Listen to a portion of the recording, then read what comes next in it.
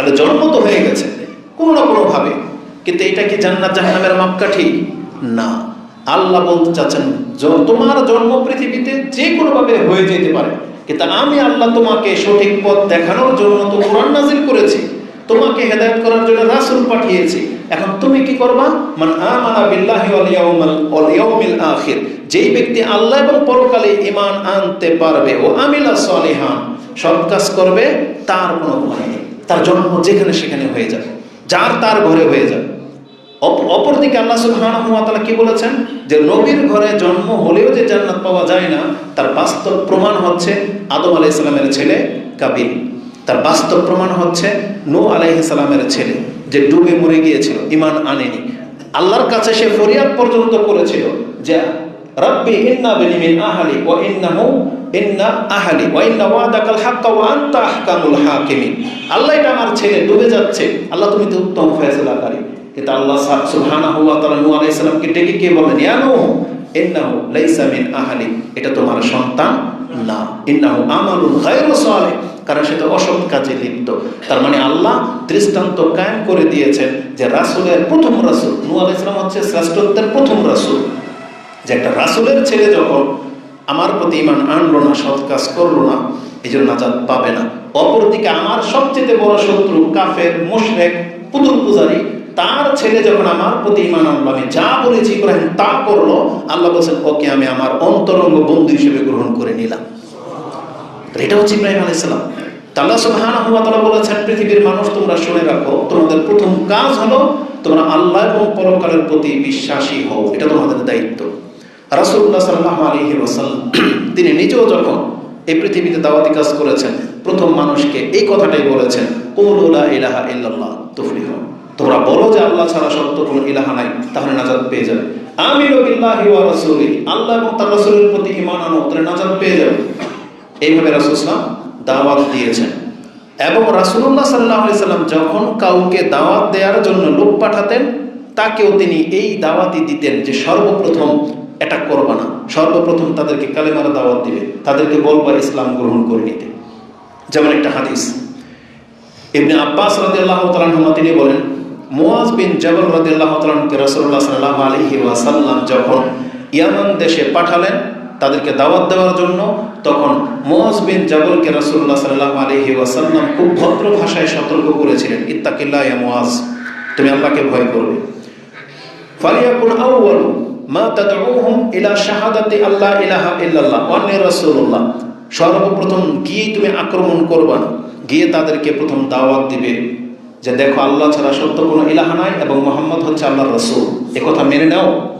Fine আতাউকা লিযালিক, এই কথা যদি তারা মেনে নেয় তাহলে সব খবরদার থেমে যাবে। তারপর কি বলবা? ফাআলিমুহুম আন্নাল্লাহা আফতারাদা আলাইহিম খামসা সালাওয়াতিন ফিল ইয়াউমি ওয়াল লাইলা, তারপরে তাদেরকে বলবা যদি তোমরা মুসলিম হও তাহলে তোমরা জেনে রাখো তোমাদের উপরে আল্লাহ প্রতিদিন 5 ওয়াক্ত নামাজ ফরজ করেছেন।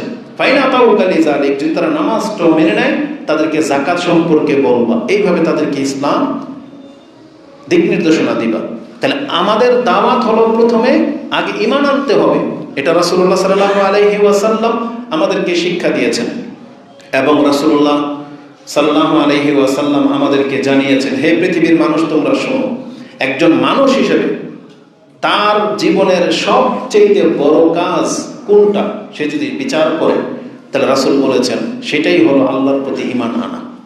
যে একজন ব্যক্তি স্বীকার করা যে হ্যাঁ আল্লাহ একজন আছেন, এটা আমি মেনে নিই, এবং আমাদের নবী মুহাম্মদ সাল্লাল্লাহু আলাইহি ওয়াসাল্লাম তিনি হচ্ছে আল্লাহর শেষ রাসূল নবী, এটা যদি মেনে নেয়, এটার চাইতে বড় কোনো আমল পৃথিবীতে আর নাই, পৃথিবীতে নাই। রাসূল সাল্লাল্লাহু আলাইহি জিজ্ঞাসা করা হয়েছে, সুয়েলা আইয়ুল আমালি আফদাল, ক্বালা ঈমানুন বিল্লাহি ওয়া রাসূলিহি, সবচেয়ে শ্রেষ্ঠ ইবাদত হলো আল্লাহ এবং তার রাসূলকে মেনে নেওয়া, যে আমি মেনে নিলাম আল্লাহ সুবহানাহু ওয়া তাআলা হচ্ছেন আমাদের মালিক, আমাদের খালেক, আমাদের রাজ্জাক, তিনি আমাদের ইলাহ।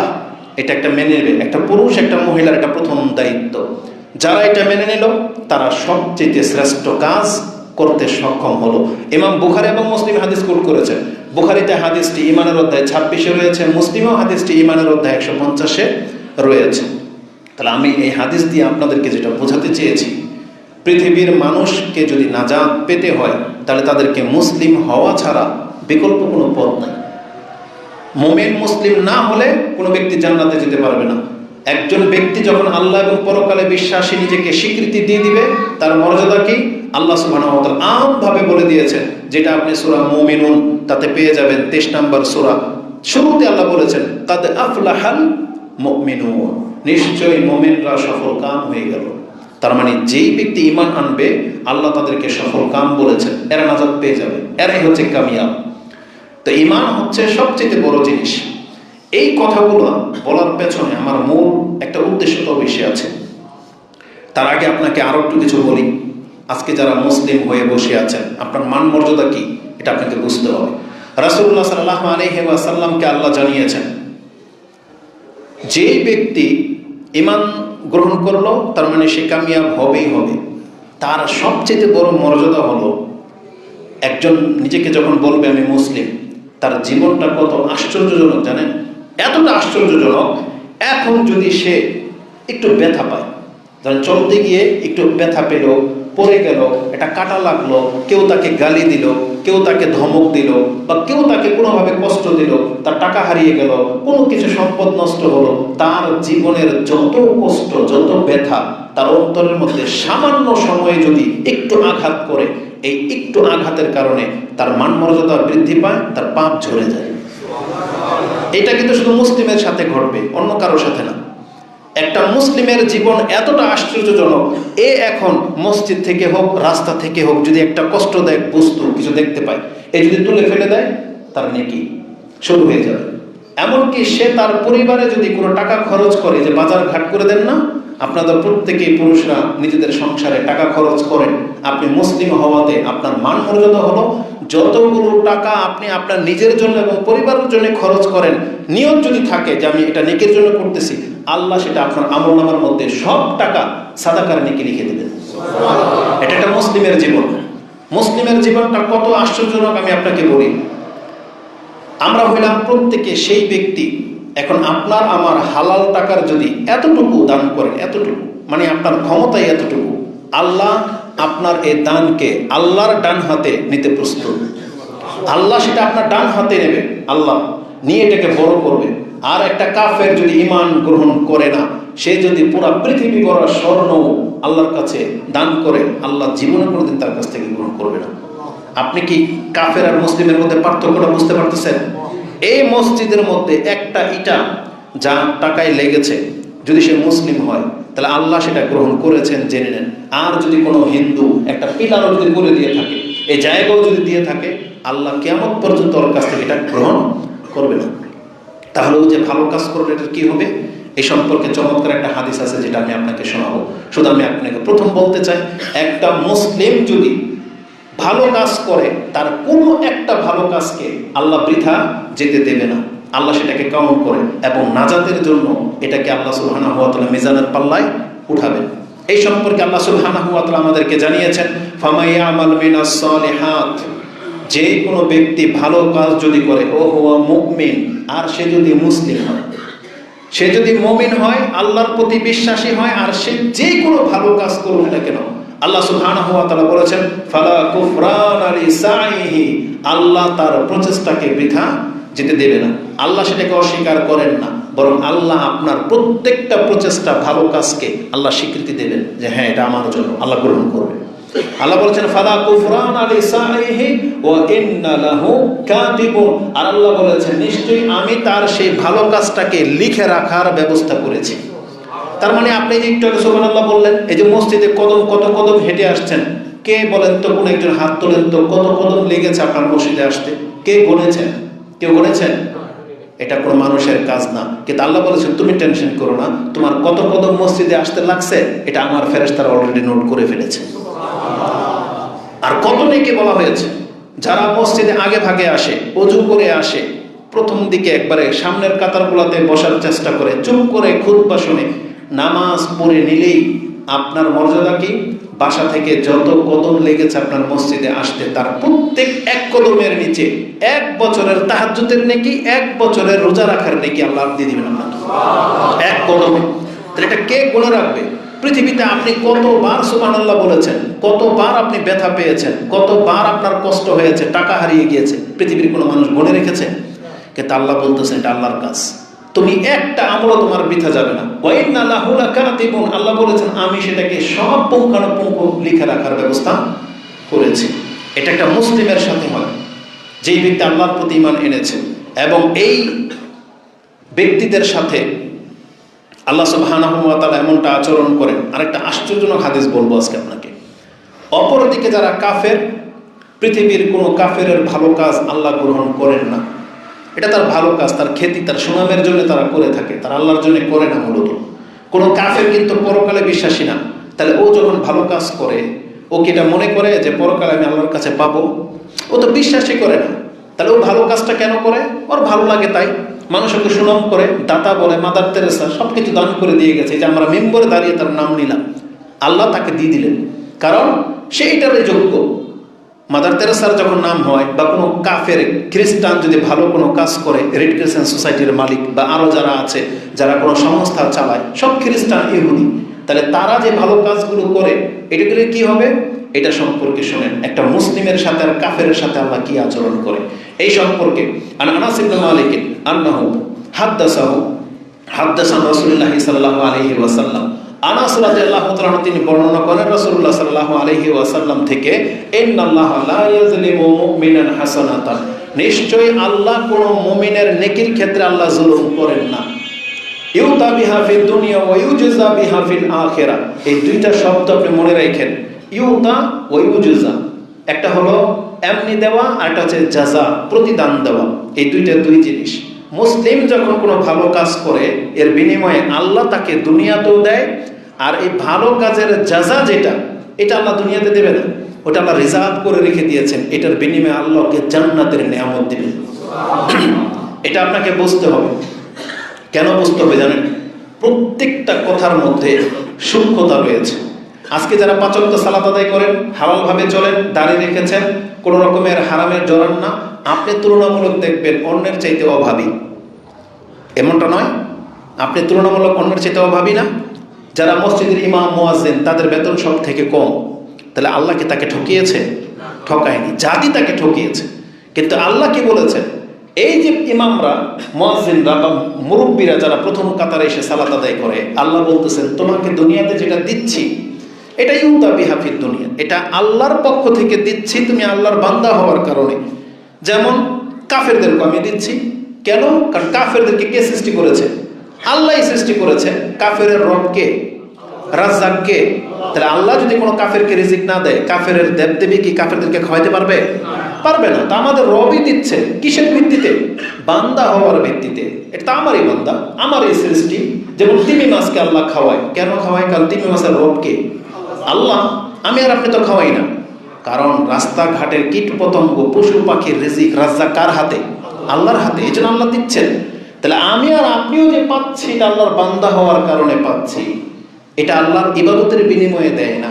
কিন্তু আল্লাহ কি বলেছেন? ওয়ায়ুজা বিহা ফিল আখিরাহ, তবে তুমি যে ইবাদতগুলো করতেছো, এটার জাযা আমি আল্লাহ তোমাকে পরকালে দেব। কেন জানেন?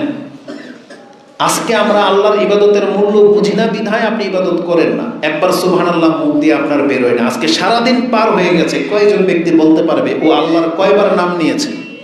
ও কয়বার নিয়েছে আল্লাহর নাম? কিন্তু আপনারা যারা ইবাদত করেন, আপনি উঠতে বসতে আল্লাহর নাম, ঘর থেকে বেরোলে বিসমিল্লাহ, বসলে বিসমিল্লাহ, দাঁড়াইলে বিসমিল্লাহ, খাইলে বিসমিল্লাহ, সহবাসে বিসমিল্লাহ, বাথরুমে ঢুকতে বিসমিল্লাহ, সব ক্ষেত্রে আল্লাহর নাম। আমরা যে কোনো কিছু, ব্যথা পেলে ইন্না লিল্লাহ বলতেছেন, বিসমিল্লাহ বলতেছেন। কেউ জিজ্ঞেস করলে কেমন আছেন, আলহামদুলিল্লাহ বলতেছেন। একটা কিছু করবেন, বলতেছেন ইনশাআল্লাহ করব। সুন্দর কিছু দেখলে মাশাআল্লাহ, এই যে বলতেছেন। সব ক্ষেত্রে আল্লাহর নাম। আপনি কি মনে করেন যে 2 রাকাত নামাজ পড়লেন, আরেকজনে এই রাস্তাঘাটে পড়ে আছে, আর আপনি তাড়াতাড়ি আসছেন 2 রাকাত নামাজ পড়ার জন্য? যারা কোরআনটা খুলে 1 পৃষ্ঠা পড়লেন, এই যে আপনার সময় যে দিলেন বিনা লাভে, কিছুই পেলেন না, তারপর 2 রাকাত নামাজ পড়তেছেন, ওযু করলেন, জিকির করতেছেন, এগুলোর মূল্য কি বুঝেন? কেন আল্লাহ এগুলোর বিনিময়ে দুনিয়াতে আপনাকে দিলেন না বা দিবেন না কেন? এটা একটা হাদিস বুঝলে আপনি বুঝতে পারবেন। রাসূলুল্লাহ সাল্লাল্লাহু আলাইহি ওয়াসাল্লাম বলেছেন, আল্লাহর ইবাদতের মান এমন, রাকাত আল ফজরে, ফজরের 2 রাকাত সুন্নত নামাজ খায়রুম মিনাদ দুনিয়া ওয়া মা ফিহা। রাসূল বলেছেন 2 রাকাত ফজরের সুন্নত নামাজের মূল্য হলো, এটাকে এক পাল্লায় রাখেন, 2 রাকাত ফজরের নামাজ সুন্নত, ফরজ না। আরেক পাল্লায় এর নেকি দিতে গেলে, এটা যাজা দিতে গেলে আল্লাহ বলেছেন পুরা দুনিয়ার সমস্ত সম্পদ দিলেও ফজরের 2 রাকাত নামাজের মূল্য হবে না। তাহলে আল্লাহ বলেন তো এবার আপনাকে কিভাবে দেবে ফরজ নামাজের মূল্য? এই জন্য আল্লাহ বলেছেন ওয়ায়ুজা বিহাল আখিরা, আমি তোমাকে সেটা পরকালে দেব। বলা হয়েছে একবার লা হাওলা ওয়ালা কুওয়াতা ইল্লা বিল্লাহ বলা মানে কানজুম মিন কুনুজিল জান্নাহ, জান্নাতের একটা গুপ্ত ভান্ডারের মালিক করে দেওয়া হবে। তাহলে দুনিয়াতে কোথায় দিবে এটা আপনাকে, কিভাবে দেবে আপনাকে? এই জন্য আল্লাহ সুবহানাহু ওয়া তাআলা বলেছেন যারা ইবাদত করেন, ইবাদতের বিনিময়ে আপনি কোটিপতি হওয়া আশা কইরেন না। এটা আল্লাহ বহু কাফেরকে দিয়ে রেখেছে, বরং আপনাকে আমাকে ইবাদতের বিনিময়ে আল্লাহ জান্নাতকে সাজিয়ে রেখেছেন। রাসূলুল্লাহ সাল্লাল্লাহু আলাইহি সাল্লাম বলেছেন তোমাকে দুনিয়া দিলে কতটা পেলা? সমুদ্রের 1 ফোঁটা পানি। ওই হাদিসটা এইভাবে আছে ওয়াল্লাহি মা মাসালাদ দুনিয়া ফিল আখিরাহ ইল্লা মিসলুহু মা ইয়াজআলু আহাদুকুম ফিল ইয়ামি হাযিহি আও হাযিহি ফালিয়ানজুর বিমা তারজি। রাসূল বলেছেন কোন ব্যক্তি যদি তার দুনিয়া আর পরকালের জীবনকে কম্পেয়ার করতে চায় তাহলে সে সমুদ্রে চলে যাক, পুকুর দিয়ে কাজ হবে না, নদীতেও কাজ হবে না, গ্লাস বাটি কাজ হবে না, সে কোথায় যাবে? সমুদ্রে যেতে হবে তাকে, এবং সমুদ্রে গিয়ে তার একটা আঙ্গুল সে ডুবিয়ে দেখ। এইভাবেও না, বলছে একটা আঙ্গুল ডুবিয়ে দেখ, এই আঙ্গুলের সাথে উঠে আসা পানি, এটা হলো তার দুনিয়া। একটা রাজা বাদশাহ যদি দুনিয়াতে বাদশাহ থাকে তাহলে আল্লাহ তাকে কতটুকু দিলেন? এই 1 ফোঁটা পরিমাণ নিয়ামত। আর আল্লাহ একটা মুসলিমের জন্য যা বরাদ্দ রেখেছে এটা বুঝতে হলে বলেছে রাসূল সমুদ্রের দিকে তাকাও, এখানে যত পানি আছে এটা তোমার পরকালের জীবন। কিন্তু আমরা মুসলিমরা সেই জীবনটাকে আমরা প্রত্যাখ্যান করে বসে আছি না, এটা হওয়ার না। একটা মুসলিমের জীবন খুব আশ্চর্যজনক। তো রাসূল সাল্লাল্লাহু আলাইহি সাল্লাম বলেছেন মুমিনদের কাজের বিনিময়ে আল্লাহ দুনিয়া দেয় না, এটার জন্য পরকালে রেখে দেবেন। কিন্তু কাফেরদের সাথে ওয়াম্মাল কাফেরা, যখন কোনো কাফের কোনো ভালো কাজ করে, ওয়াম্মাল কাফেরা ফায়ুতআমু মা আমিলা লিল্লাহি ফিদ দুনিয়া, যারা ফি সাবিলিল্লাহ কাজ করে, এটাকে ফি সাবিলিল্লাহ বলা হয়। মানে আপনাকে রাস্তাঘাট করে দিল, একটা হসপিটাল করে দিল, আপনার কাছ থেকে কোনো কিছু নিল না, এটাকে আমরা কি বলি? ফি সাবিলিল্লাহ।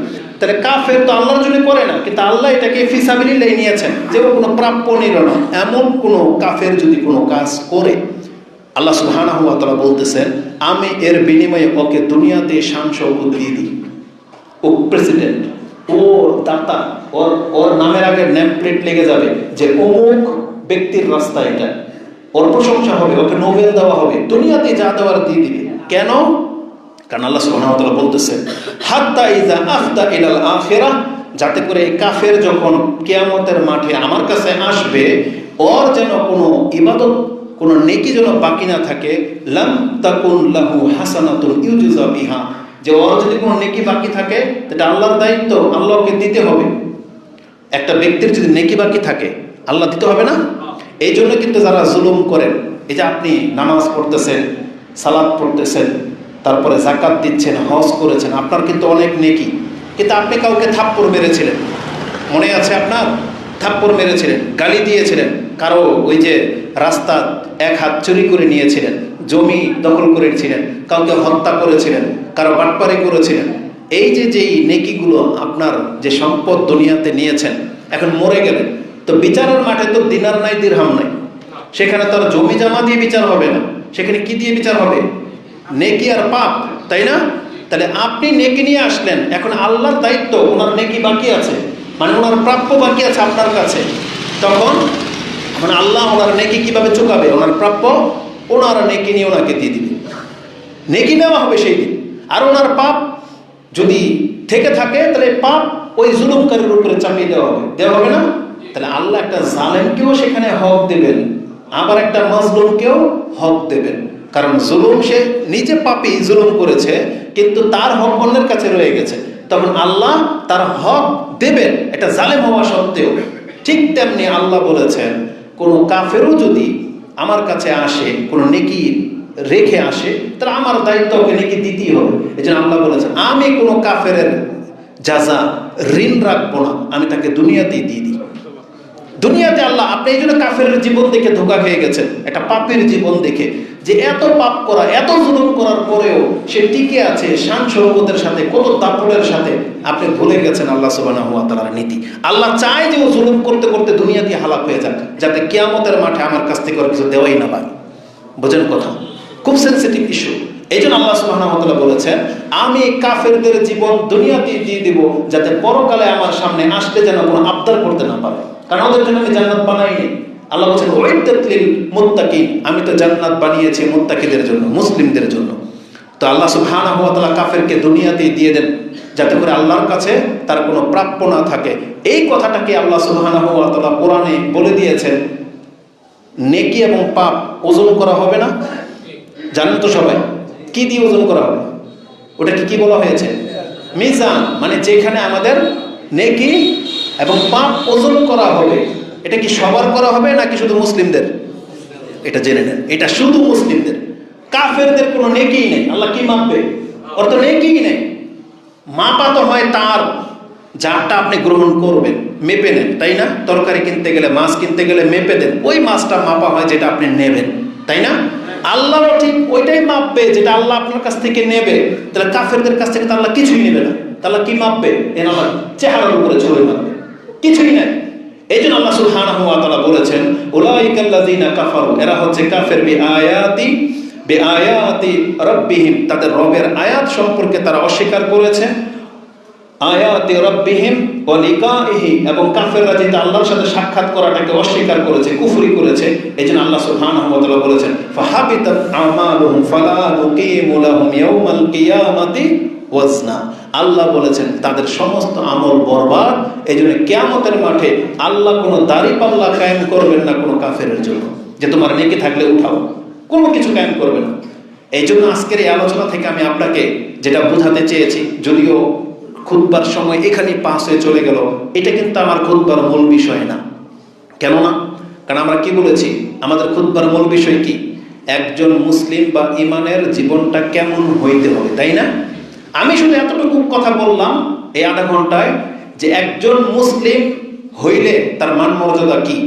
আর আমরা জানি এই বক্তব্যে এতটুকু থাকলে সবাই সন্তুষ্ট হবেন। কেন? আমরা সবাই তো নিজেকে মুসলিমে মনে করি, তাই না? নামাজ না পড়লেও মুসলিম, হারাম খেলেও মুসলিম, জেনা করলেও মুসলিম, রং তামসা করলেও মুসলিম। এটি তো আমাদের অবস্থা। এবার আসুন আমি আপনাকে মূল কথাটা বলি। এই যে ইসলামের মান, মুসলিমের মান, আল্লাহ আপনাকে আমাকে এটা দিয়েছেন গিফট হিসেবে। এই যে মুসলিমের ঘরে জন্ম হয়ে গেছে, কোনো টেনশন লাগে নাই, জিহাদ করতে হয় নাই, রক্ত ঝরাইতে হয়নি, এমনি মুসলিমের ঘরে জন্ম হয়ে গেছে। এখন জান্নাতটাও যদি আপনি এভাবে ফ্রি পেতে চান, এটাই হবে আপনার বোকামি। কারণ আল্লাহ সুবহানাহু ওয়া তাআলা বলেছেন, ওই যে আগে বলেছি, জন্ম যেখানে সেখানে হয়ে যাক, এটা নাজাতের মাপকাঠি না। এখন আল্লাহ আমাদের জন্য একটা সহজ করেছেন, যে মিম্বরে দাঁড়িয়ে আল্লাহর কথা বলতেছি, আপনারাও শুনতে আসছেন, এটা হলো মুসলিমের ঘরে জন্ম হওয়ার কারণে। নাহলে এই হিন্দুর ঘরে জন্ম হইলে কোন হিন্দু আসছে এখানে খুতবা শুনতে? আসছে? যে খুতবাটা শুনে আসি, ভাল লাগলে হেদায়েত গ্রহণ করেই নিব, তওবা করে নিব, আসছে? আসবে? আসবে না। আজকে মুসলিমের ঘরে জন্ম হওয়ার কারণে আপনারা আসছেন। কিন্তু আমরা কি এই কয়টা লোক এই অঞ্চলে বাস করি? বাকিরা কোথায় তাহলে? তারা কেন আসে নাই? ফজরের নামাজে কি এই পুরা মসজিদটা ভরে? তাহলে তারা কোথায় থাকে তখন? তাহলে বোঝা যাচ্ছে যে শুধু মুসলিমের ঘরে জন্ম হইলেই যে নাজাত পাবে তা না। এক মসজিদে আসা তার জন্য সহজ হয়েছে, তারপরও তারা আসে না, তাহলে তাদের রেজাল্টটা কি হবে? এটা হবে খুতবার মূল বিষয়। আমি শুধু আপনাকে বোঝাতে চেয়েছি, আপনি আল্লাহকে চেনার চেষ্টা করেন। আর শেষে বলা হবে কিনা জানি না, খুতবার টাইম পাস হয়ে যাবে। একটা কথা আমি আপনাদেরকে বলতে চাই এবং আমাদের প্রত্যেকটা যুবককে বলতে চাই, এখনো হয়তো এই পৃথিবীতে আমরা আরো বেশ কিছুদিন বেঁচে থাকবো। কেউ হয়তো 10 বছর, কেউ হয়তো 20 বছর। এই যে যারা ছোট, ওরা হয়তো আল্লাহ চাইলে 50 বছরও বাঁচবে। যুবকরা যারা আছো, রক্ত গরম, তুমি হয়তো আরো 20-30 বছরও বাঁচবে। মানে পথটা অনেক লম্বা। আজকে হয়তো আমি আর আপনি মুসলিম, কিন্তু পৃথিবী দিন দিন ফিতনার দিকে যাচ্ছে। আপনি আর আমি দেখা যাচ্ছে যে মুসলিমত্ব টিকিয়ে রাখতে পারতেছি না। এই দুনিয়ার লোভের জন্য একজন মানুষ আরেকজন মানুষকে হত্যা করে দিচ্ছে, আল্লাহকে অস্বীকার করে ফেলে, কোরআনকে অস্বীকার করে, হাদিসকে অস্বীকার করে। কেন করে? এই দুনিয়ার ফিতনায় পড়ে। ধর্মকর্ম যারা আজকে ছেড়ে দিয়েছে, কেন ছেড়ে দিয়েছে? এই দুনিয়ার ফিতনা পড়ে। তারা ধর্মের গুরুত্ব বুঝে না। একটা কথা আজকের খুতবা থেকে আপনি নিয়ে যান, জীবনের যত রদবদল হয়ে যাক, অন্তরকে আপনি এমনটা করতে বাধ্য করেন যে আমি মরা পর্যন্ত আমাকে মুসলিমই থাকতে হবে। বিকল্প কোনো পথ নেই, নাজাতের বিকল্প কোনো পথ নেই। আপনি যত বড় পাপী হন না কেন, আপনাকে এটাকে ওয়াদা করতে হবে যে আমি মুসলিমই থাকবো, আমি কোনোদিন নাস্তিক হব না, আমি কোনোদিন মুশরিক হব না, আমি কোনোদিন কাফের হব না। আমি আল্লাহ যেই নিয়ামত আমাকে দিয়েছে, এই ইসলামকে আমাকে ধরে রাখতেই হবে, এনি হাও, যে কোনো মূল্যে। এটা আমাদেরকে ওয়াদা করতে হবে। কেন জানেন? রাসূলুল্লাহ সাল্লাল্লাহু আলাইহি ওয়াসাল্লাম তিনি বিদায় হজের খুতবায় অনেক কথা বলেছিলেন। একটা সময় তিনি মিনার মাঠে, হজ শেষ কিছুদিন পরেই মক্কা ছেড়ে দেবেন, তিনি হেলান দিয়ে বসে আছেন এই চামড়ার তাঁবুর মধ্যে।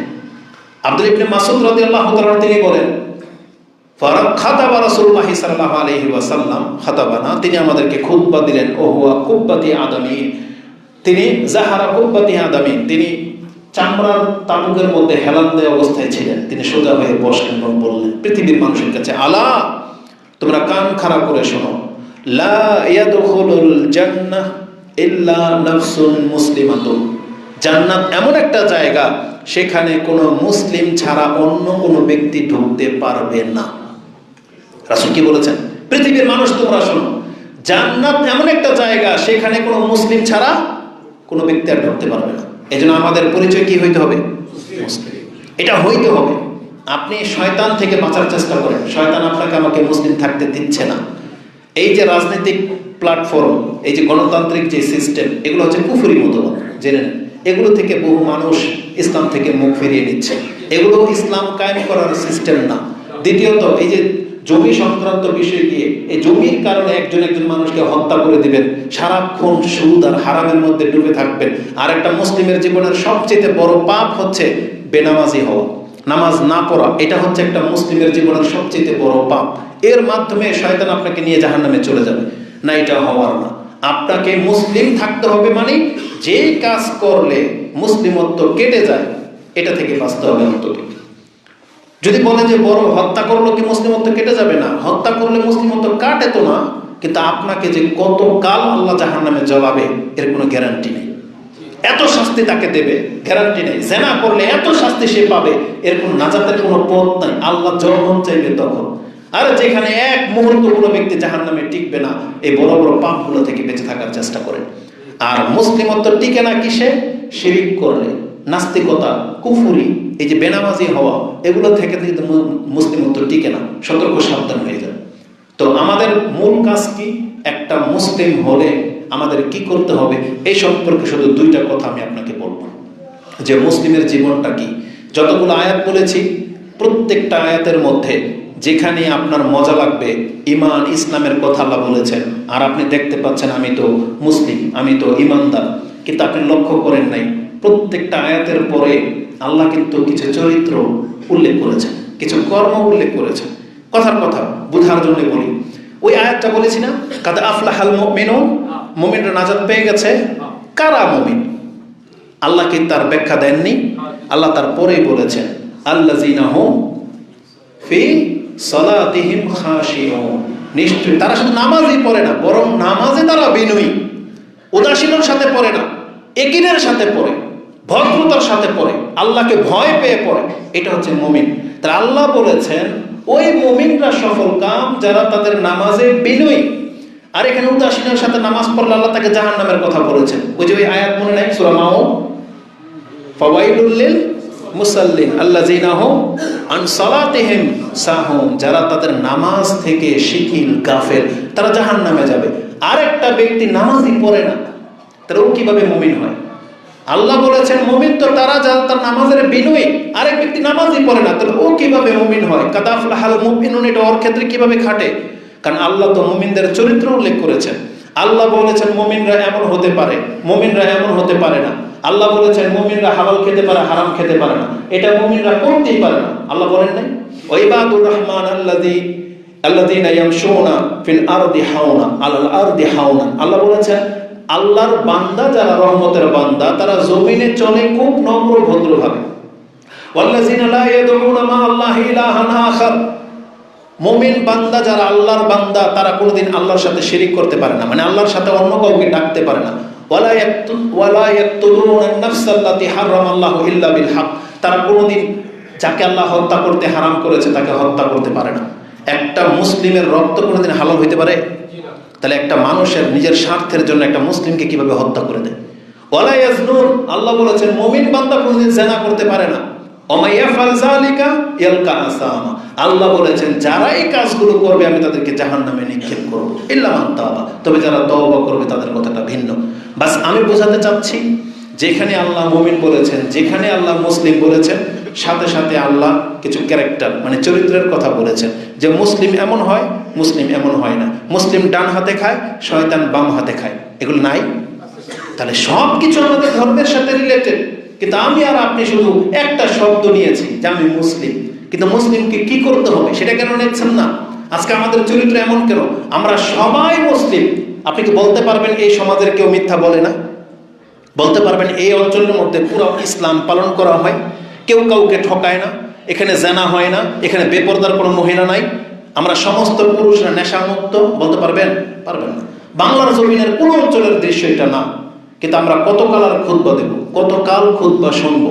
এজন্য আমাদের মুসলিম ভাইদের প্রতি এটা আমাদের আহ্বান থাকবে। দেখেন আপনি মুসলিম, এখন আপনাকে জানতে হবে মুসলিমত্ব মানিটা কি, ইসলামটা কে মানবে, কার জন্য? এটা কি শুধু হুজুরদের জন্য? এটা কি শুধু মাদ্রাসায় পড়া পোলাপানদের জন্য, নাকি এটা আমাদের সবার জন্য? তাহলে মুসলিম, আমরা মুসলিম এই কথাটা আমাদেরকে কবে প্রমাণ করবেন যে মাদকাসার মুসলিমদের চরিত্র এমন? আলহামদুলিল্লাহ একটা লোক ওয়াদার খেলাপ করে না। বলতে পারবে পুরা নারায়ণগঞ্জবাসী? বলতে পারবে? তো হয়ে দেখান। আমি যে অঞ্চলে হয়ে দেখাতে হবে না? তাহলে আসুন না আমরা চেষ্টা করি, আসুন না এমন একটা নেম প্লেট লেগে যাক যারা মাদকাসার ছেলেদের কাছে মেয়ে বিয়ে দেওয়ার জন্য লাইন ধরে থাকবে, মাদকাসার মেয়েদেরকে বিয়ে করার জন্য প্রস্তাব আসবে, মাদকাসার ছেলেদের সাথে লেনদেন বিজনেস করতে সবাই আগ্রহী দেখাবে, এখানে সে জমি কিনতে আগ্রহী দেখাবে, আপনার কাছে পরামর্শ নেবে। কেন এমনটা হয় না?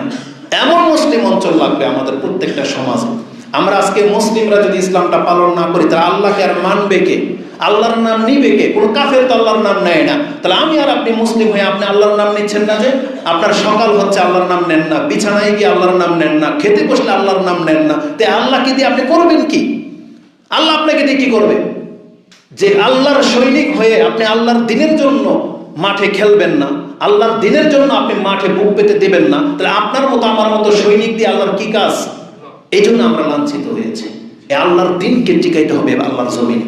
এই জন্য আমাদেরকে প্রকৃত অর্থে মুসলিম হইতে হবে। আল্লাহ তুমি আমাকে এবং আমাদের মুসলিম ভাইদেরকে আল্লাহ তুমি প্রকৃত অর্থে মুসলিম হওয়ার তৌফিক দান করো। আমিন ইয়া রাব্বাল আলামিন। এটা অত্যন্ত এটা বেদনার সাথে আমি বললাম, এটা আমাদের অন্তরে নিতে হবে। আজকের কথাটা আপনি অন্তর থেকে নেন এবং ওয়াদা করেন। কেন জানেন? ঈমান নিয়ে বসে থাকলে যদি ভালো কাজ না করেন, মালাকুল মউত যদি চলে আসে তখন কিন্তু তার কোনো কাজ হবে না। আর কোরআনে এটা আল্লাহ বলেছে, আমার কাছে নোট আছে, আমি সেই আয়াতগুলো বলতে পারতাম, কিন্তু এখন সময় পাস হয়ে চলে যাচ্ছে। তবে সর্বশেষ একটা হাদিস শুধু আমি আপনাকে বলে দিই। রাসূলুল্লাহ সাল্লাল্লাহু আলাইহি ওয়াসাল্লাম তিনি বলেছেন, এটা লম্বা হাদিস, ইমাম মুসলিম কোট করেছেন, সেটা আপনি 6746 পেয়ে যাবেন। তাতে জিকিরের মজলিসে বসলে যে নেকি, কোরআন পাঠ করা হয়, জিকির করা হয়, সেই মজলিসে বসলে কি মর্যাদা সেই হাদিসে আসছে। তার শেষে একটা কথা রাসূল সাল্লাল্লাহু আলাইহি ওয়াসাল্লাম বলেছেন, মান বাত্তা বিহি আমালুহু, আর ইবনে মাজাহ, আবু দাউদ, তিরমিজির ভাষা হচ্ছে মান আবতা বিহি আমালুহু, মানে যেই ব্যক্তিকে তার আমল তাকে পেছনে ফেলে দিয়েছে। যেমন ধরেন সবাই হাঁটতেছি, একজন ব্যক্তির পা আর চলে না, থেমে গেল। কিসে? তার এনার্জি নাই, শক্তি নাই। সবাই গাড়িতে উঠেছি, একটা অটোর চার্জ শেষ, থেমে গেল। রাসূল বলেছেন মান আবতা বিহি আমালুহু, কোন মুসলিমকে যার তার আমল তাকে পেছনে ফেলে দিয়েছে, ফালাম ইউসরি বিহি নাসাবুহু, তার বংশ তাকে আগে বাড়াতে পারবে না। এটা আপনি জেনে নেন। এই যে মানে জন্ম রক্ত যে মানুষকে উপকার করতে পারবে না, তার এই বাস্তব প্রমাণ হচ্ছে এটা। রাসূল বলেছেন কোন ব্যক্তি মুসলিম হওয়া সত্ত্বেও যদি আমল না করে, ও যদি থেমে যায়, তাহলে কোন বংশের ছেলে, ও কার ছেলে, এটার কারণে ওকে নাজাত দেওয়া হবে না। এই জন্য রাসূলুল্লাহ সাল্লাল্লাহু আলাইহি ওয়াসাল্লাম তার মেয়ে ফাতেমাকে বলেছিলেন, ইয়া ফাতিমা বিনতে মুহাম্মদ সালিনি মিম্মা লিমা শে, আমার সম্পত্তি থেকে দুনিয়াতে কোনো কিছু চাওয়ার থাকলে চেয়ে নাও, লা উগনি আনকি মিনাল্লাহি শাইআ, কিয়ামতের মাঠে আল্লাহর দরবারে কিন্তু আমি তোমাকে বাঁচাইতে পারবো না। আরে রাসূল সাল্লাল্লাহু আলাইহি সাল্লাম যদি তার মেয়েকে এভাবে সতর্ক সাবধান করে দিয়ে থাকে, তাহলে আমাদেরকে কি করতে পারবেন? এই জন্য রাসূল বলেছেন, আমার উম্মতের লোকদেরকে সাবধান করে দিয়েছেন যে আমার পথে কিন্তু আইসো, আমার পথ থেকে কিন্তু সরে যেও, তাহলে আমি তোমার কোনো উপকার করতে পারবো না। এই জন্য রাসূল বলেছেন, মান বাত্তা বিহি আমালুহু ফালাম ইউসরি বিহি নাসাবুহু, কোন মুসলিম ব্যক্তি যদি আমলের ক্ষেত্রে আটকে যায়, তাহলে তার রক্ত বংশ, তার টাকা পয়সা তাকে কোনোদিন আল্লাহ পর্যন্ত পৌঁছাইতে পারবে না। এবং সর্বশেষ হাদিস, এটা আরো সেনসিটিভ, আলী রাদিয়াল্লাহু তাআলা আনহু থেকে বর্ণনা করা হয়েছে, ইমাম বুখারী এবং মুসলিম উভয় কোট করেছেন, যেটা আপনি 66-26 পেয়ে যাবেন সম্ভবত মুসলিমে। যে তাতে কি আছে, আলী রাদিয়াল্লাহু তাআলা তিনি বলেন, একদিন রাসূলুল্লাহ সাল্লাল্লাহু আলাইহি সাল্লাম মাটিতে দাগ কাটতেছিলেন, খুব চিন্তিত। হঠাৎ করে তিনি মাথা তুললেন এবং বললেন, মা মিনকুম মিন আহাদিন ইল্লা উলিমা বিহি মিনাল জান্নাতি আও মিনান নার, তোমাদের মধ্যে পৃথিবীতে এমন কোনো মানুষ নাই যার কপালের উপরে এটা লেখা পড়ে গেছে যে কে জান্নাতি কে জাহান্নামী। তার মানে সবার তকদিরের উপর এটা সিগনেচার হয়ে গেছে, কে জান্নাতি কে জাহান্নামী, এটা আল্লাহ ভালো করে জানে। জন্ম হওয়ার আগে আল্লাহ জানে যে এটা কি জান্নাতে জন্ম হচ্ছে না জাহান্নামে জন্ম হচ্ছে। কেন আল্লাহ দুনিয়াতে পাঠালেন এটা আবার লম্বা চড়া আলোচনা, ওটা পরে আসবে। কিন্তু আল্লাহ পরীক্ষা করার জন্য যে আল্লাহর জ্ঞান যে কতটা প্রখর, এটা আল্লাহকে আমাকে দুনিয়াতে পাঠায় আল্লাহ দুনিয়াবাসীর কাছে প্রমাণ করতে চাইলেন। এই যে দেখো, আমি লোকটাকে জান্নাতে বলেছি, কেন জান্নাতি, প্রমাণ দেখে নাও। আমি ফেরাউনকে জাহান্নামী যে বলেছি, কেন জাহান্নামী, প্রমাণ দেখে নাও। যে ফেরাউনকে হেদায়েত করার জন্য আমি দুইজন নবীকে পাঠিয়েছি, তাও ফেরাউন কি করে নাই, আমাকে গ্রহণ করে নাই। তাহলে আল্লাহ এই দুনিয়াতে না পাঠালে তো আমি আর আপনি বুঝতাম না যে ফেরাউন কত বড় শয়তান। তা আল্লাহ পাঠিয়ে দিয়ে পরীক্ষা করে দিয়েছে। আর মুহাম্মদ সাল্লাল্লাহু আলাইহি সাল্লাম তিনি যে শ্রেষ্ঠ হবেন, কেন হবেন, আসলে তোমরা দেখে নাও। তাই রাসূলুল্লাহ সাল্লাল্লাহু আলাইহি সাল্লামকে পাঠিয়েছে যে দেখো তার কর্ম কেমন, এই জন্য তিনি শ্রেষ্ঠ। তা আমরা কে জান্নাতি কে জাহান্নামী এটা আল্লাহ আগে থেকেই জানেন। এটা যখন সাহাবায়ে কেরামদের কাছে বলা হলো, তখন তিনি বলতেছেন, ইয়া রাসূলুল্লাহ ফালিমা না'মালু আফালা নাত্তাকিলু, তাহলে এই কথার উপরে আমরা একিন যদি করি তাহলে আমল কেন করব? নামাজ পড়ার দরকার কি? চুরি করলো জান্নাতি, নামাজ না পড়লেও জাহান্নামী হইতে পারে না? রাসূল কি বলেছেন জানেন? পৃথিবীর প্রত্যেকটা মুসলিমের এখানেই চিন্তার বিষয়। আজকের খুতবা থেকে আপনি এটা নেবেন। আপনি কোন পথে আছেন আপনি চলতে থাকেন, কিন্তু কদমটা দেওয়ার সময় আজকের কথাটা আপনি স্মরণ রাখেন। এই কদমটা কি জান্নাতের দিকে দিলেন না জাহান্নামের দিকে দিলেন? পথ কিন্তু দুইটা আপনার সামনে। প্রত্যেকটা মানুষ শুনে রাখেন, আপনি সুইচের দুইটা মাথা থাকে, হয় অন অথবা অফ। ঠিক তেমনি আমাদের কদম দুই জায়গার এক জায়গায় পড়ে, হয় জান্নাতে পড়ে না হয় জাহান্নামে পড়ে। কদমটা কোথায় দিবেন চিন্তা ভাবনা করে দিন। রাসূলুল্লাহ সাল্লাল্লাহু আলাইহি সাল্লাম বলেছেন, বসে থাকা যাবে না, আমালু, তোমরা কর্ম করো। ফাকুল্লুন মুয়াসসারুন লিমা খুলিকা লাহু, কাকে কোন কাজের জন্য সৃষ্টি করা হয়েছে, কে জান্নাতি আর কে জাহান্নামী, এটা তার কর্মই তাকে দিন শেষে বলে দেবে। সারাদিন আপনি যা করেছেন, আপনি রাত্রে যখন বিছানায় যাবেন আপনার কর্মই বলে দেবে আপনি আজকে জান্নাতি না জাহান্নামী। এই 24 ঘন্টাকে কোন কাজে ব্যবহার করেন, ওই হিসাব আপনার চোখের সামনে ভেসে আসবে যে আজকে যে কাজগুলো করেছেন এটার মধ্যে জান্নাতি কাজ কোনগুলো ছিল, জাহান্নামী কাজ কোনগুলো ছিল, কোনটা আমাদের দ্বারা বেশি হয়ে গেছে, এটা প্রত্যেকের রেজাল্ট পেয়ে যাবেন। এই জন্য আমি আবারও বলি, জান্নাত সৃষ্টি হয়ে আছে, জান্নাতের রাস্তাও রয়েছে। এখন আপনাকে আমাকে সেই জান্নাতের রাস্তায় হাঁটতে হবে, থেমে গেলে চলবে না। আপনি জানেন যে ইসলাম একমাত্র পথ জান্নাতে যাওয়ার, কিন্তু আপনি ইসলাম পালন করেন না, তার মানে আপনি থেমে গেলেন। মানে আপনি জানেন যে এই পথ দিয়ে ফরাজিকান্দা হয়ে মুক্তারপুর যাওয়া যায়, কিন্তু আপনি রাস্তায় গিয়ে থেমে গেলেন। আপনাকে কে নিয়ে যাবে? কেউ নিবে আপনাকে? আপনাকে যেতে হবে। আল্লাহ তো অপেক্ষায় আছেন। আল্লাহ আমাদের রাসূলকে অপেক্ষায় নাই। রাসূলুল্লাহ সাল্লাল্লাহু আলাইহি ওয়াসাল্লাম বলেছেন, আমি আমার হাউজে কাউসারের সামনে অপেক্ষমান থাকবো তোমাদের জন্য। যে আমার সামনে দিয়ে যাবে আমি তাকে নিজের হাতে কাউসারের পানি পান করাবো। এখন আপনি যদি না হাঁটেন, যে থেমে আছেন, তো থেমে কেন আছেন? আমাদের রাসূল সাল্লাল্লাহু আলাইহি ওয়াসাল্লামকে গিয়ে ধরতে হবে। তো রাসূল বলছে, আসো, আমি গেলাম, তোমরা আসো। কিন্তু আমরা যাচ্ছি না। আমরা ধর্মটাকে একবারে উপেক্ষা করেছি নিজের জীবন থেকে, না, এটা মোটেও কাম্য নয়। একটা মুসলিমের জন্য অন্তত ফরজ ইবাদতগুলোকে গুরুত্ব দেওয়ার চেষ্টা করেন। আল্লাহ তুমি আমাকে এবং আমাদের মুসলিম ভাইদেরকে ইসলাম পালন করার তৌফিক দান। আকুলু লিকাউলি হাযা আস্তাগফিরুল্লাহ লি ওয়া লাকুম ওয়া লিসাইরিল মুসলিমিন ফাস্তাগফিরু ইন্নাহু হুয়াল গফুরুর রাহিম।